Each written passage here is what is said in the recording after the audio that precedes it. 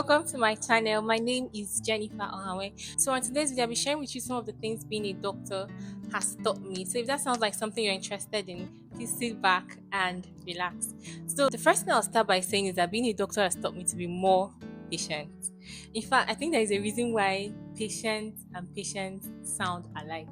You can't deal with people without being patient. You can't handle people without being patient with them. And a typical example is this: you have a patient in the hospital, right? You attend to this patient, you give him or her instructions to take, you prescribe medications for the patient, and then you send them home and hoping that they're going to adhere to these instructions. And after a while, they come back to the hospital looking worse than they were the last time you saw them. And you're like, Madam, didn't you do what I asked you to do? Did you take your medications? Did you adhere to these instructions? And they go, As I reach house that day, e get one of my sister wey come see me. She come tell me say that thing wey dey do me, that e don do am before, and she no take drug, and she no take any medicine. She just mix one thing, and drink. Na im she come better. So I say okay, if na wetin she do, make me myself try am. So na wetin I come do, but after 2 or 3 days, my belle come dey pain me. Even my teeth, e no gree me chop. The place come dey swallow.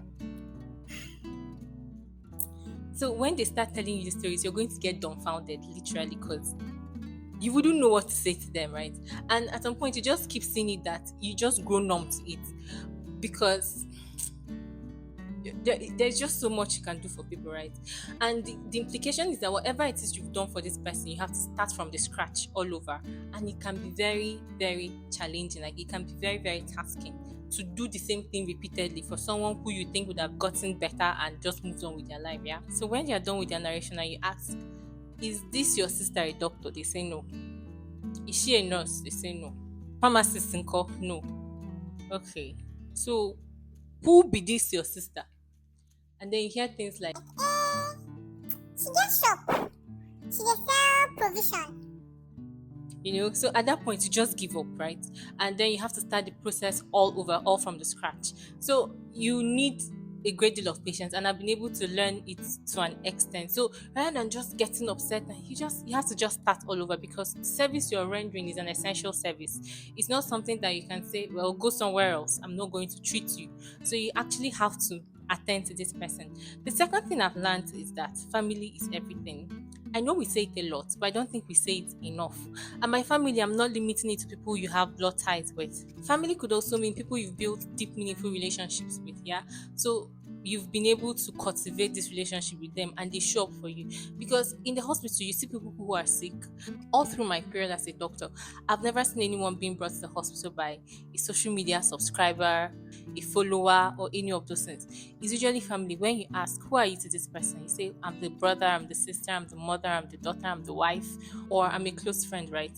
So, and in this period or dispensation where, people are so detached, people are so concerned about how many followers do I have on Twitter, Instagram, and all of those things. Chances are people do not dedicate as much time in building meaningful relationships again, right? So it's like a wake-up call for me and for you as well to dedicate time in building relationships with people, because when push comes to shove, right, it is your family, it is these people around you that are going to show up for you.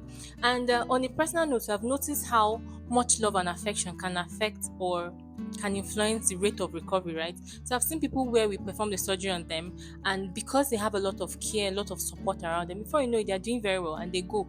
And in cases where someone is brought to the hospital by a good Samaritan, you can actually tell the difference. You can tell that there is something lacking in this person's life. Maybe this person lacks care, love, or deep affection. So yes, family is everything, and we should actually invest in deep, meaningful relationships with people and show up for the people we love. The third thing is that life is delicate. Yeah. Sometimes we just go about our business thinking that, okay, I'm going to do this tomorrow, or I'm going to do this at the end of the day, without knowing what life has in stock for us. So being a doctor has also opened my eye to how delicate life is. I mean, sometimes people are brought to the hospital and they're literally fighting for their lives. And when you take their history, you find out these people were hale and hearty some minutes earlier, they were just going about their business. They were knocked down by a car. They were attacked by thieves, and nobody really prepares for those kind of events. But then these are some of the harsh realities of life. Some people have to encounter some of those things. So if there's something you want to do, you might as well just start doing it. Sometimes it's not that people who encounter bad things, it's not because they are bad people. Good things also happen to bad people, and bad things also happen to good people. Yeah. So it's not like they did anything to bring that upon themselves. Sometimes they are just moving about their normal day. So life is quite delicate, and we should make every second count, show love to people around us, and just do the things we want to do. The fourth thing is that religion and medicine are not two parallel lines, right? They are more of, if you ask me, a rope made of two cords. They are kind of intertwined. Why am I saying this? I've seen people who say, "Oh, I'm believing God for healing, so I'm not going to take my medication," as if taking your medication is going to keep God from healing you. But you could hear people say, "Oh, I'm pregnant and I'm going to deliver like the Hebrew women, so I'm not going to attend my antenatal." And you just be wondering, are they mutually exclusive? If you attend your antenatal, won't you still deliver like the Hebrew women? I think part of the problem is our perception of God, or our perception of science. Maybe we think science is from the devil and then religion is from God, so they cannot work hand in hand. I do not know about that, but I do know that it's also a miracle for you to take medications and get fine. It's also a miracle for you to go to the hospital and the doctors can actually make an accurate diagnosis of what is wrong with you. It's a miracle for there to be a medication that can cure what is wrong with you.